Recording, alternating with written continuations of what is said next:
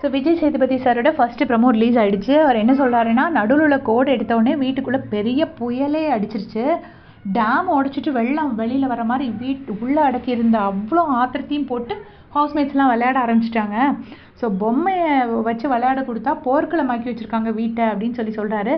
என்ன ஏதுன்னு போய் விசாரிப்போம் அப்படிங்கிறாரு. எனக்கு தெரிஞ்சு இன்றைக்கி ராயனுக்கு கண்டிப்பாக எல்லோ கார்டாவது கன்ஃபார்ம்டாக கொடுப்பாங்க. ஏன்னா ஒரு சரியான ஃபிசிக்கல் வயலன்ஸை டெஃபினட்டாக கொடுப்பாங்க.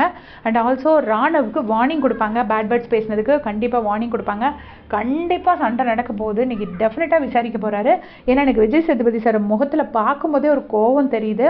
அவர் இன்றைக்கி லைட்டாக எடுக்கிற மாதிரி எனக்கு தோணலை கொஞ்சம். ஏன்னா முதல் எபிசோடு செம்மையாக ஃபயராக பண்ணார். அதுக்கப்புறம் தான் கொஞ்சம் சாஃப்டாக இருந்தார்.